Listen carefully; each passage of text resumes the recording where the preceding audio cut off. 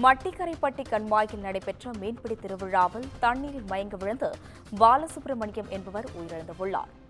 மட்டிக்கரைப்பட்டி கண்மாயில் நடைபெற்ற திருவிழாவில் இந்த சம்பவம் நிகழ்ந்துள்ளது. இதுகுறித்து கூடுதல் விவரங்களை வழங்குவதற்காக செய்தியாளர் பாபு சரவணன் இணைப்பில் உள்ளார். வணக்கம் பாபு சரவணன். தற்பொழுது சிவகங்கையில் மீன்பிடி திருவிழாவில் ஒருவர் உயிரிழந்துள்ளார். இதுகுறித்து விரிவான தகவல்களை பகிரலாம். வணக்கம் அஸ்வினி.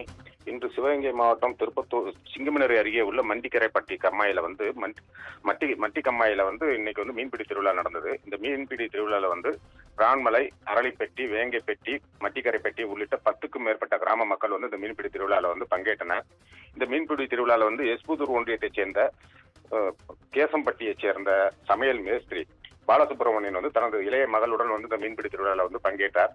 அப்பொழுது திடீரென்று அவர் மீன் பிடித்துக் கொண்டிருக்கும் போது கம்மாயில் தலைக்குப்புற கவிழ்ந்து கீழே விழுந்தார். இதை பார்த்த அருகில் மீன்பிடித்தவர்கள் அவரை மீட்டு சாலைக்கு எடுத்து வந்தனர். ஆனால் மீன்பிடி திருவிழாவுக்கு ஏராளமான பொதுமக்கள் அங்க மீன்பிடி திருவிழாவில் பங்கேற்றதுனால 108 ஆம்புலன்ஸ் உள்ள அவர் சிகிச்சைக்கு எடுத்து செல்வதற்கு முடியாத சூழ்நிலை, கடும் கூட்ட நெரிசல் ஏற்பட்டது. அதன் பின்பு போக்குவரத்தை ஒழுங்கு செய்து 108 ஆம்புலன்ஸ் மூலம் அவரை சிங்கமனரி அரசு மருத்துவமனைக்கு எடுத்துச் சென்றனர். அங்கு அவரை பரிசோதித்த மருத்துவர்கள் அவர் இறந்து விட்டதாக தெரிவித்தனர்.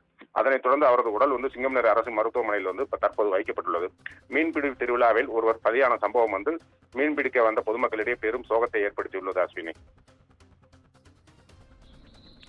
கூடுதல் விவரங்களுக்கு நன்றி பாபு சரவணன்.